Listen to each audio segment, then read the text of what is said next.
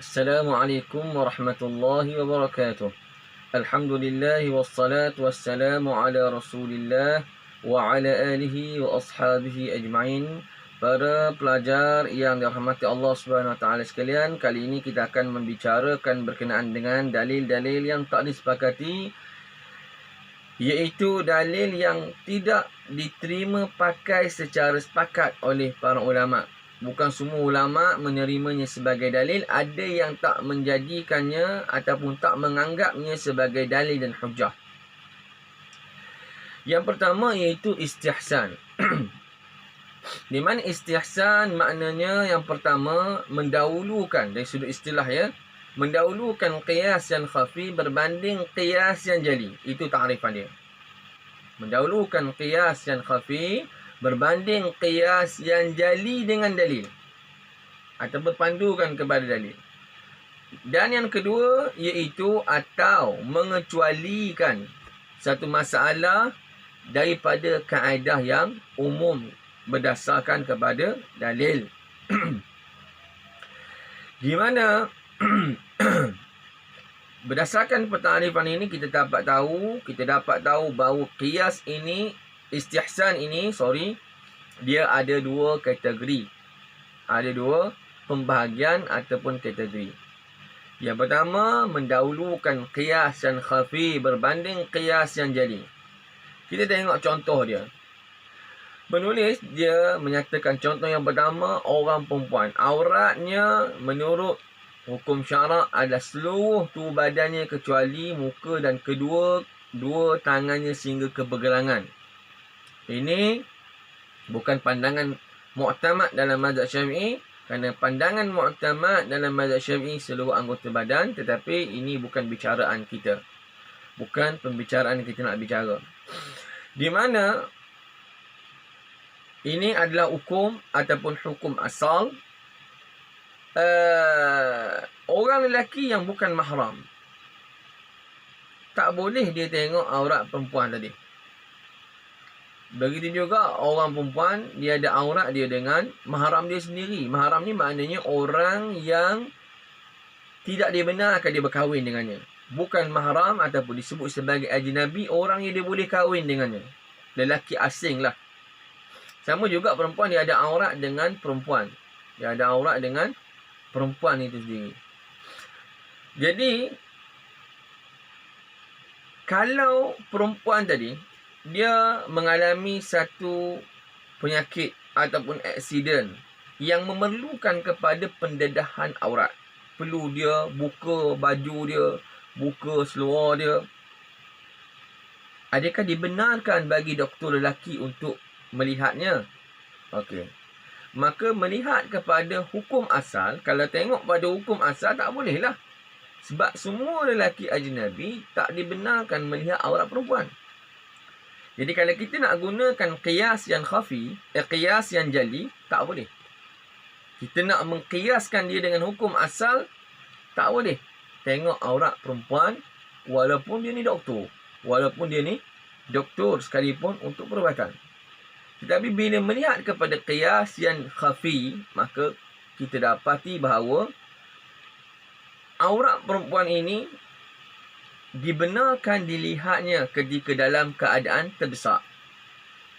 Kerana hukumnya sama seperti keadaan diharuskan memakan bangkai bagi menyelamatkan nyawa. Bila dari sudut sifat yang ada pada melihat aurat itu, ataupun ketika dibenarkan melihat aurat itu, ada sifat yang sama ketika mana diharuskan memakan bangkai untuk menyelamatkan nyawa, maka di sini kita katakan bahawa kita menggunakan qiyas yang khafi mendahului berbanding qiyas yang jali. Kita tinggal qiyas yang jali, kita guna qiyas yang khafi. Maknanya di sini adalah bentuk istihsan. Kalau ikut kepada hukum asal, tak boleh. Hukum asal tidak dibenarkan seorang perempuan itu, tak dibenarkan seorang perempuan itu mendedahkan auratnya Dalam keadaan apa pun, kalau ikut asal kepada qiyas yang asal. Tetapi diberikan kebenaran berdasarkan ihsisan. Berdasarkan istihsan bagi golongan yang menerima istihsan lah. Di mana mereka kata bahawa berdasarkan istihsan, iaitu kita palingkan, tinggalkan qiyas yang jali, qiyas yang asal tadi, kepada qiyas yang khafi, setelah melihat dan mendetail ataupun memperincikan permasalahan ini dengan menggunakan akal yang lebih kuat. Maka mereka kata bahawa doktor lelaki dibenarkan melihat aurat perempuan yang ajnabiyah itu kerana nak menyelamatkan nyawa. Sama seperti diharuskan memakan bangkai untuk menyelamatkan nyawa sendiri. Ini qiyas yang diguna pakai, itu dipanggil qiyas yang khafi. Maknanya dia palingkan daripada qiyas yang asal kepada qiyas yang lain. Itu maksudnya. Dipanggil qiyas yang khafi, qiyas yang tersembunyi. Kerana nak memahami masalah ni, perlu kita mendalami dengan cukup dalam untuk melihat hukum yang terdapat padanya. Ini satu kategori. Di mana saya ingin menyatakan sebelum saya pindah kepada kategori yang kedua, bahawa apa yang disebut ini sebenarnya dalam hukum syarak dia ada peringkat. Dia ada peringkat dulu. Kalau tak ada doktor perempuan, barulah pergi kepada doktor lelaki. Kalau isu pesakit itu adalah doktor, pesakit itu adalah pesakit perempuan. Kalau pesakit itu lelaki, didahulukan doktor lelaki berbanding doktor perempuan.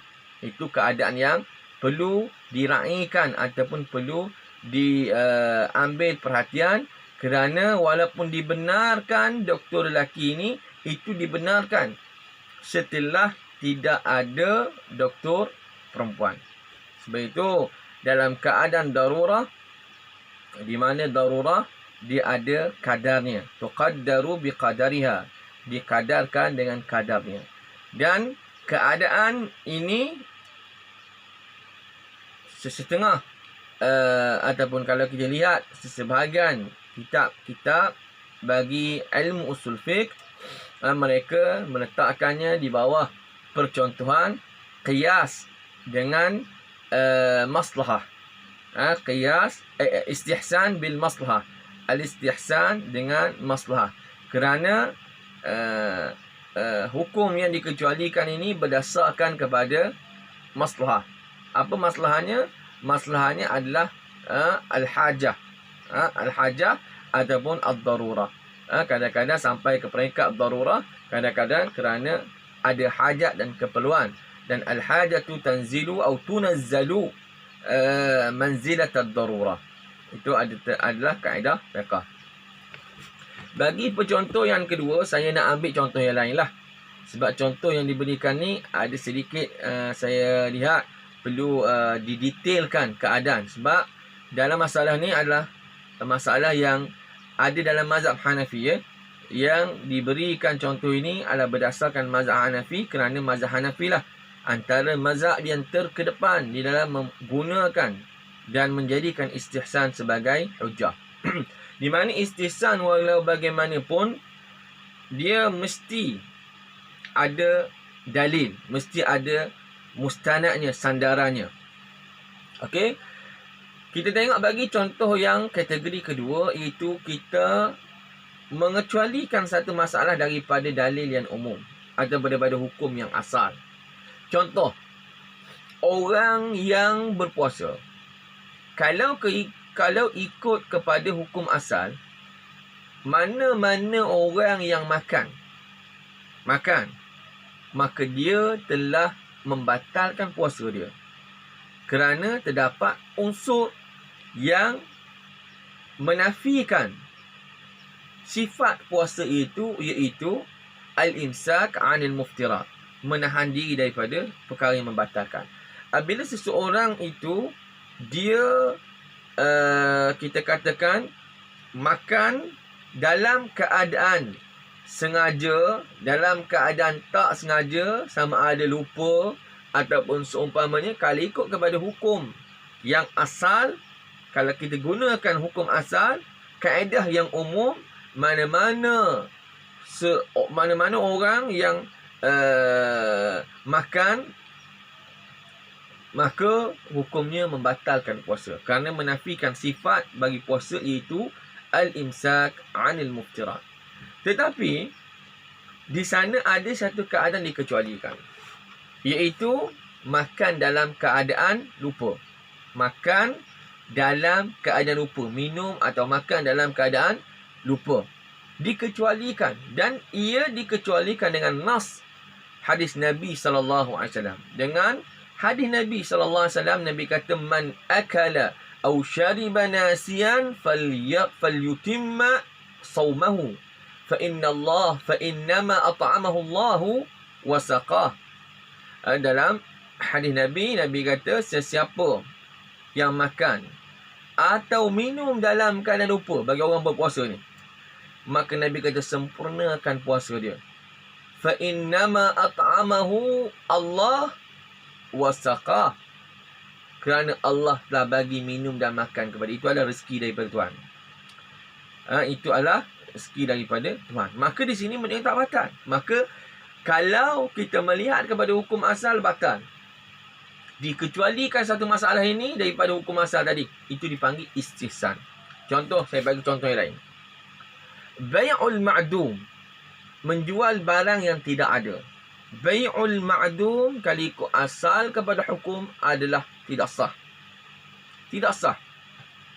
Tetapi dikecualikan satu jual beli ataupun kita kata urus niaga yang bernama bai'us salam. Bai'us salam, jual beli tempahan yang ada beberapa syarat yang mesti dipatuhi. Dikecualikan kalau ikut barang tak ada. Barang tak ada, tapi dibenarkan kerana ada maslahat dan keperluan. Islam membenarkan kerana ada dalil. Nabi kata, man aslafa fi syai'in fal yusdif fi kailin ma'lum wa waznin ma'lum ila ajalin ma'lum. Siapa yang nak berurus niaga salam, maka hendaklah dia ini kalau ditimbang, diketahui timbangannya dan diketahui sukatannya, tempohnya diketahui, pada tempoh yang diketahui. Maknanya di sini dikecualikan hukum bai'us salam daripada hukum asal, iaitu bai'ul ma'dum. Bai'ul ma'dum haram dan batal, tak sah. Tetapi dikecualikan bai'us salam daripada hukum asal tadi ataupun kaedah umum, iaitu membatalkan kepada tidak batal. Yang ni tak batal, bai'us salam. Dalam mazhab Hanafi ada satu lagi dipanggil bai'ul istisna. Kedua-duanya ada perbezaan. Dan di sana ada banyaklah contoh-contoh bagi istihsan. Dan saya sebagai awalnya saya kata bahawa istihsan mesti dia ada dalil. Sama ada dengan Al-Quran atau dengan As-Sunnah ataupun dengan ijma' ataupun dengan uruf ataupun dengan darurah ataupun dengan qiyas yang khafi ataupun juga dengan maslahah. Dia ada beberapa dalil yang boleh dijadikan sandaran bagi istihsan. Ini adalah contoh yang bagi kategori yang kedua yang saya sebutkan. Para pelajar yang dikasihi Allah Subhanahu Wa Taala sekalian, cuba tengok pada kehujahan istihsan. Di mana istihsan diterima kebanyakan ulama, khususnya ulama Hanafi. Kalau dalam exam pelajar tulis mazhab Hanafi, tak boleh tulis sebahagian ulama. Kena tulis mazhab Hanafi dan yang sependapat dengannya. Itu tak apa. Ada mazhab Hanafi, maka dah dikira lulus. Boleh satu markah lah. Diterima oleh mazhab Hanafi, Maliki dan Hanbali sebagai dalil syarak. Al-Imam Syafi'i ataupun dalam mazhab Syafi'i, dia tidak menerima istihsan sebagai dalil syarak. Walaupun sebagaimana disebut oleh pengkaji-pengkaji, sebenarnya terdapat hukum hakam yang dikeluarkan ataupun yang terdapat dalam mazhab Syafi'i juga ada yang mana kalau diteliti sebenarnya dia mempunyai satu persamaan dengan istihsan. Walau bagaimanapun itu bukan perbicaraan kita, cuma saya nak sebutnya Al-Imam Syafi'i khususnya dan ulama-ulama Syafi'i mereka menyatakan al-istihsan laisa bihujjah. Istihsan bukanlah hujjah wala bidalil dan bukan juga sebagai dalil. Bahkan Al-Imam Syafi'i menyatakan man istahsana faqad syarra. Sesiapa yang menggunakan istihsan maka dia telah melakukan satu pembaharuan ataupun mencipta satu syarak yang lain daripada diri sendiri. Mana satu ungkapan tegas daripada Imam Syafi'i terhadap orang yang menerima istihsan sebagai dalil, bahkan dia menulis satu buku yang menolak bagi pendalilan bagi kehujahan qiyas. Walau bagaimanapun para ulama menyatakan yang dimaksudkan oleh Imam Syafi'i apabila istihsan yang dimaksudkan itu ada berpandukan kepada hawa nafsu. Dia guna dalil istihsan bukan berdasarkan dalil, itu tak boleh. Kerana ulama-ulama yang menerimanya sebagai istihsan menggunakannya berdasarkan kepada dalil. Itu antara perkara yang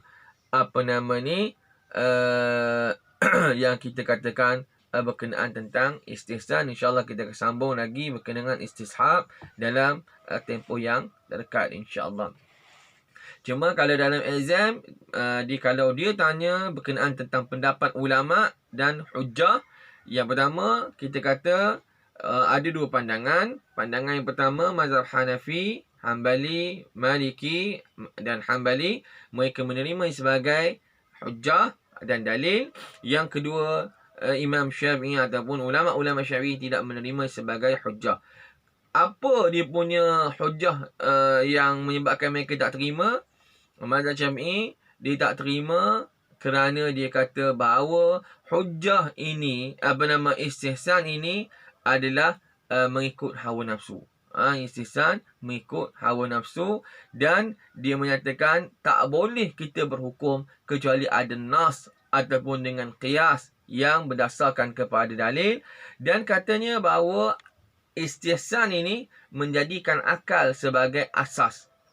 Maka ini seolah-olah mencipta satu syarak yang baru, kerana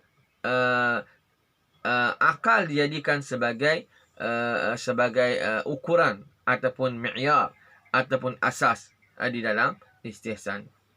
Dan katanya lagi antaranya hujahnya, ini tak ada dalam buku je, antaranya dia kata Nabi SAW tak pernah pun dia memberi fatwa atau menyatakan hukum berdasarkan istihsan. Ini adalah pandangan golongan yang menolak istihsan. Walau bagaimanapun ada jawapan daripada kumpulan yang menerimanya. Samalah juga kumpulan yang menerimanya, dia berhujahkan, dia kata bahawa istihsan ini adalah mengambil yang mudah dengan menolak yang sukar, yang payah. Inilah yang diajar oleh agama, katanya firman Allah Ta'ala, yuridullahu bikumul yusra wa la yuridu bikumul usra. Allah Ta'ala nakkan mudah kepada kamu, tak nak sukar kepada kamu. Ini adalah hujah, ya. Jadi contoh kalau lah ada pertanyaan, ya, kalau dia kata adakah Imam Syafi'i kenapa Imam Syafi'i tak terima? Jadi kita kata Imam Syafi'i tak menerima sebenarnya kerana ataupun apa yang dimaksudkan dengan sesiapa yang beristihsan atau menggunakan istihsan, mereka telah melakukan satu syarak yang baru. Maksudnya orang yang menggunakan istihsan hanya berdasarkan hawa nafsu tanpa dalil, tanpa hujah. Sebenarnya dalam mazhab-mazhab yang menerimanya, mereka menggunakan hujah, menggunakan dalil sandaran untuk menerima istihsan sebagai hujah. Jadi sekadar itu saja untuk kali ini. Kalau para pelajar ada tidak memahaminya, boleh komen di dalam kita punya video ini, insya-Allah. Wa sallallahu wasallam alaihi wa ala alihi wa sahbihi wasallam walhamdulillahi rabbil alamin.